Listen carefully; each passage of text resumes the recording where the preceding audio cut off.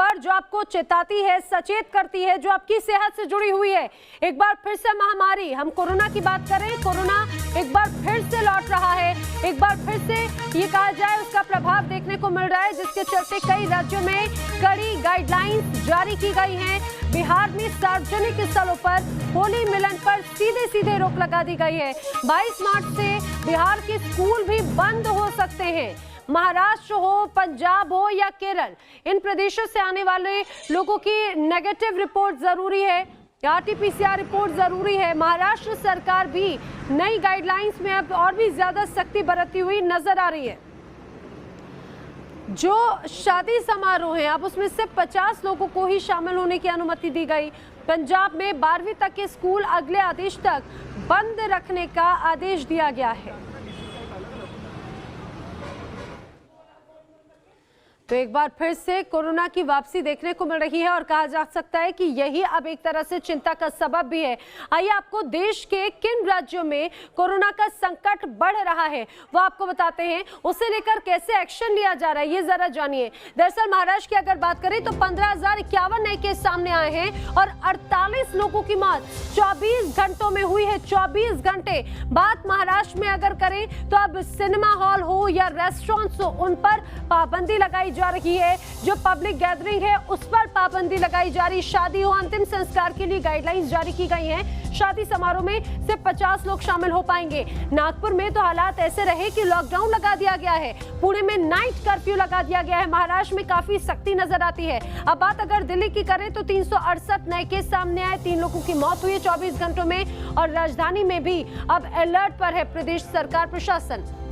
बाजारों में भी अब जल्दी सख्ती की जा सकती है, ये भी माना जा रहा है, एक्शन लिया जा सकता है। तो ये तो बात हुई गाइडलाइंस की कि किस तरह से यहाँ पर तस्वीर अब बनती हुई नजर आ रही है। आइए जरा स्थिति हम जान लेते हैं। मेरे सहयोगी मेरे साथ में जुड़ रहे हैं। 4 शहरों से रिपोर्टर्स हैं। दिल्ली से मोहित बख्शी हैं, मुंबई से पंकज मिश्रा, अहमदाबाद से पूरब पटेल और चंडीगढ़ से विशाल ठाकुर मेरे सहयोगी मेरे साथ में हैं। हम इनका रुख करें और जाने कि आखिर किस तरह से स्थिति है, क्या गाइडलाइंस हैं। लेकिन उसके पहले आइए आपको एक रिपोर्ट के जरिए दिखाते हैं कि कैसे लापरवाही भारी पड़ी और कैसे महामारी एक बार फिर पैर पसार रही है।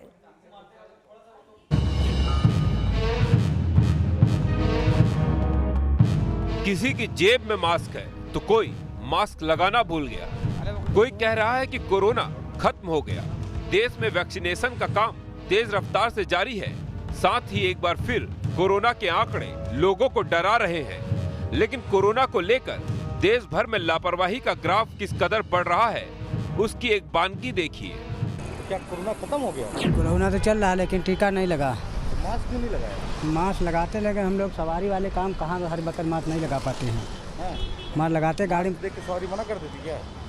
बहुत लोग नहीं लगाए भाई, कहते ना लगाओ। महाराष्ट्र में जब कोरोना ने दस्तक दी तो लोगों पर खौफ पसर गया। अस्पताल में मरीजों के लिए बिस्तर कम पड़ गए। लेकिन वैक्सीनेशन का काम शुरू होते ही लोग एक बार फिर से बेफिक्र हैं। हालात ये है कि मुंबई में कोरोना के बढ़ते ग्राफ के बीच कोविड अस्पताल में बिस्तर खाली हैं और करोड़ों रुपए खर्च करने के बाद भी डॉक्टरों को मरीजों का इंतजार है। लेकिन आपको मैं बता दूं किस तरह से यहाँ पर अभी भी बेड खाली है। डॉक्टर्स की टीम जो है वो लगी पड़ी है और ऐसे बीच में वेंटीज की बात करें या फिर तमाम ऑक्सीजन सिलेंडर्स की बात करें वो यहाँ पर है। लेकिन अब इंतजार है कि मरीज अपने टेस्ट के लिए आए। जो बीएमसी घर घर जाकर लोगों को टेस्टिंग करवा रही है। महाराष्ट्र में कोरोना के मामलों की तादाद 22 लाख के पार पहुंच चुकी है। लेकिन कोरोना के बिगड़ते हालात के बीच लापरवाही सबसे बड़ा खतरा है। तो आपका मास्क क्यों निकल जाता है? निकल जाए, गर्मी बहुत लग रहे हैं। गर्मी की वजह से मास्क निकल जाता है? हाँ। तो देखिए गर्मी की वजह से मास्क निकल रहा है। बेटा आपने मास्क क्यों नहीं पहना? नहीं है, मास्क नहीं है। नागपुर में कोरोना पर लगाम लगाने के लिए लॉकडाउन जारी है, लेकिन यहाँ भी कोरोना नियमों का पालन करना लोगों की मजबूरी है। लोग मास्क पहन के निकल रहे हैं? नहीं, बहुत लोग कम लोग मत पहनते करके। क्यों ऐसा क्यों है? लोगों में मास्क को लेकर इतनी मजबूरी वाली फीलिंग क्यों है? मजबूरी में पहनते हैं क्या लोग मास्क? यस। मास्क पहनना लोग यहाँ पे मजबूरी समझते हैं, ज़रूरत नहीं समझते। और इसी वजह से मास्क यहाँ पर बेचे जा रहे हैं ताकि लोग भूले भटके जो अपने घरों से निकल गए हैं वो सड़क से ये मास्क खरीदें। महाराष्ट्र के अलावा केरल, गुजरात, तमिलनाडु और पंजाब में कोरोना के आंकड़ों में चिंताजनक उछाल देखा गया है। खतरे को देखते हुए पंजाब में 10वीं और 12वीं बोर्ड की परीक्षा टाल दी गई है। अहमदाबाद में रात 10 बजे के बाद दुकानें बंद रहेंगी। कोरोना पर पीएम मोदी मुख्यमंत्रियों के साथ मंथन करने वाले हैं। 17 मार्च को पीएम की मुख्यमंत्रियों के साथ बैठक होगी। कोरोना का बढ़ता ग्राफ सरकार की चिंता का सबब बनता जा रहा है। पिछले एक साल देश भर में कोरोना ने जमकर कहर बरपाया था। कोरोना की मार ने लोगों की जिंदगी के साथ देश की आर्थिक सेहत पर भी असर डाला। अब लोगों की लापरवाही से फिर लॉकडाउन का बुरा दौर लौट सकता है। Team news nation. तो देखा आपने लोगों की लापरवाही से हालात किस तरह से बिगड़ते जा रहे हैं और अभी भी अगर स्थिति नहीं संभाली गई तो ये संपूर्ण लॉकडाउन की तरफ हम जाएंगे, इसमें कोई दो राय नहीं। और लॉकडाउन तो लग भी चुका है महाराष्ट्र के नागपुर में। मेरे साथ मेरे सहयोगी जुड़े हुए हैं और सबसे पहले मैं मुंबई का ही रुख कर लेती हूँ। पंकज, ये भी माना जा रहा था कि आज यानी कि मंगलवार को एक अहम बैठक होने वाली थी, उसके बाद में मुख्यमंत्री अहम फैसला ले सकते हैं। क्या कुछ अपडेट है? क्या लॉकडाउन को लेकर कुछ निर्णय लिए जा रहे हैं? देखिए नैना, आपको बता दूं कि लगातार मुंबई में और महाराष्ट्र में जिस तरह से कोविड के मामले बढ़ते जा रहे हैं, ऐसे में सरकार की तरफ से, बीएमसी की तरफ से ये संकेत दिए जा रहे थे कि मुंबई में अगर मामला नहीं संभला तो यहाँ पर भी लॉकडाउन लगाया जा सकता है। महाराष्ट्र के नागपुर में पहले ही कंप्लीट लॉकडाउन लगा दिया गया है, लेकिन मुंबई में लॉकडाउन लगाने से पूरे देश की आर्थिक हालत जो है वो खराब हो सकती है। यही वजह है कि सरकार जो है वो कोशिश कर रही है कि सख्त नियम लाए जाए ताकि लोग उन नियमों का पालन करें और लॉकडाउन लगाने की नौबत ना आ जाए, क्योंकि सरकार चाहती है कि लॉकडाउन जो है वो आखिरी विकल्प होना चाहिए। लिहाजा आज सरकार जो है वो इस लॉकडाउन को लेकर फैसला लेना चाहती थी, लेकिन सोमवार को ही जिस तरह से एक बड़ा उछाल कोरोना के मामलों में देखा गया, सोमवार की शाम ही सरकार ने नए सख्त गाइडलाइंस जारी कर दिए। आपको बता दें कि इस गाइडलाइंस के मुताबिक अब शादी समारोह में 50 से ज्यादा लोग नहीं हो सकते। अगर किसी के अंतिम संस्कार में जाना है तो 20 से ज्यादा लोग नहीं हो सकते। एसेंशियल सर्विस को छोड़ के बाकी जितने भी ऑफिसेस हैं वहां सिर्फ 50% एम्प्लॉय ही काम करेंगे, बाकी एम्प्लॉय जो है वो वर्क फ्रॉम होम करेंगे। इसके अलावा कोई भी सांस्कृतिक राजनीतिक कार्यक्रम जो है वो महाराष्ट्र में नहीं होगा। साथ ही आपको बता दूं कि क्वारंटीन नियमों को भी सख्त किया गया है कि अब हाथों पर थप्पा होगा। अगर कोई क्वारंटीन नियम का पालन नहीं करता है तो उसके खिलाफ FIR दर्ज होगा। तो सरकार ने अपनी तरफ से सख्ती दिखाई है और कोशिश यही है कि लोग इसका पालन करें ताकि लॉकडाउन की सिचुएशन ना आए। लेकिन अभी भी अगर आप मुंबई की सड़कों पर निकलते हैं, ऐसे मुंबई के जुहू जैसे इलाकों में अगर निकलते हैं तो आपको बहुत सारे लोग ऐसे मिल जाएंगे जो अभी भी लापरवाह हैं, जिन्होंने अभी भी मास्क नहीं पहना हुआ है और शायद उन्हें बिल्कुल फिक्र नहीं है कि मुंबई में अगर कल लॉकडाउन लग जाता है तो कितना बड़ा घाटा ना सिर्फ मुंबई को होगा, मुंबई के लोगों को होगा, बल्कि पूरे देश को होगा।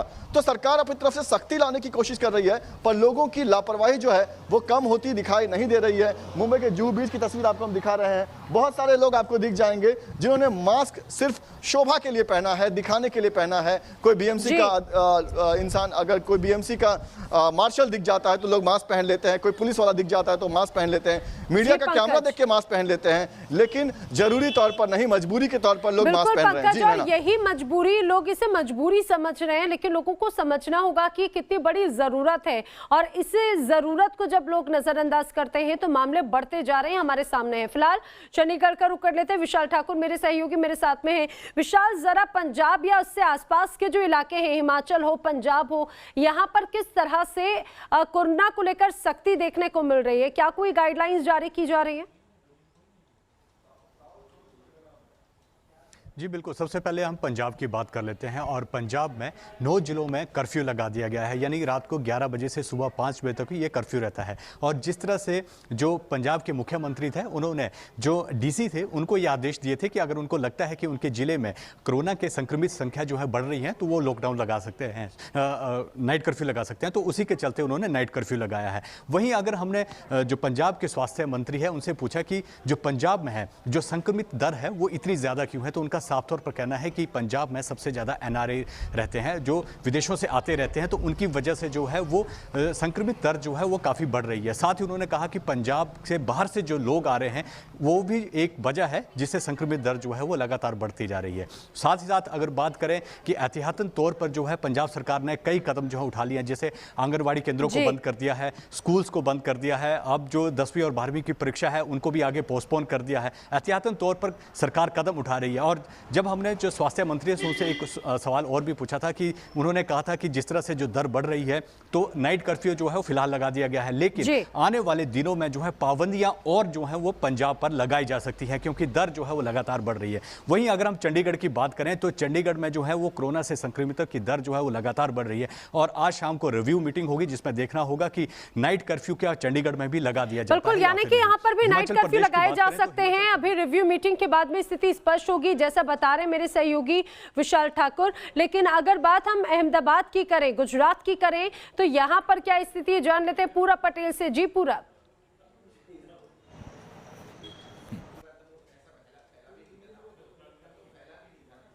स्थिति है ठीक उसी तरह की गुजरात की भी स्थिति है। लगातार जो मामले हैं वो गुजरात में बढ़ रहे हैं। पिछले 24 घंटों की बात करें नैना तो 890 नए मामले जो है वो खास तौर पर जो गुजरात क्रिकेट एसोसिएशन है उन्होंने ये निर्णय लिया है कि आप जो मेरे पीछे सबसे बड़ा स्टेडियम देख रहे हैं नरेंद्र मोदी स्टेडियम, वहाँ पर जो T20 का मैच चल रहा है भारत और इंग्लैंड के बीच, तो आने वाले जो 3 मैच है वो बिना ऑडियंस से खेले जाएंगे, यानी जो दर्शक है वो अलाउ नहीं होंगे मैच में। और अहमदाबाद में भी काफ़ी मामले बढ़े हैं, उसको लेकर अहमदाबाद नगर निगम ने भी नैना एक डिसीजन लिया है कि 10 ऐसे संक्रमित इलाके हैं जहां पर 10 बजे के बाद सब कुछ बंद कर दिया जाएगा, यानी कि संपूर्ण कर्फ्यू जैसा माहौल रहेगा। हालांकि कर्फ्यू तो है ही अहमदाबाद, सूरत, वडोदरा और राजकोट में। और अब सरकार की आज जो एक कैबिनेट मीटिंग है गुजरात सरकार की, उसमें भी शायद ये फैसला हो सकता है कि कर्फ्यू को जो है वो ज़्यादा वक्त तक रखा जाए और 15 दिन की मोहलत ज़्यादा दी जाए कर्फ्यू को। यानी कि अगर कोरोना का संक्रमण और ज़्यादा फैलता है तो जाहिर है लोगों को बड़ी परेशानी का सामना करना पड़ सकता है। इसीलिए लोगों की हमारी अपील है न्यूज़ नेशन की ओर से कि कम बाहर निकले और बाहर निकले तो 2 गज की दूरी और मास्क पहने। और अब तो वैक्सीन भी आ चुकी है तो वैक्सीन टीकाकरण भी करवाए, तो कहीं ना कहीं ये समझना होगा लोगों को ही क्या है।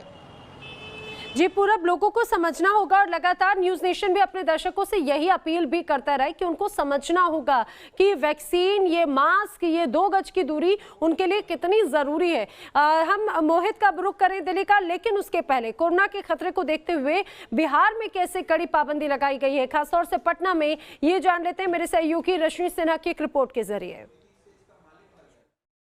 कोरोना को लेकर बिहार में अलर्ट। जी हाँ, जिस तरीके से महाराष्ट्र, केरल में मामले बढ़े हैं, कर्नाटक में मामले बढ़े हैं, उसके बाद पटना में एयरपोर्ट और रेलवे स्टेशन पर अलर्ट जारी कर दिया गया है। यानी अब जो लोग भी महाराष्ट्र से, केरल से, गुजरात से आएंगे उनको अपना RT-PCR टेस्ट का नेगेटिव रिपोर्ट यहाँ पर सबमिट करना होगा और नहीं तो फिर रैपिड एंटीजन टेस्ट किया जाएगा।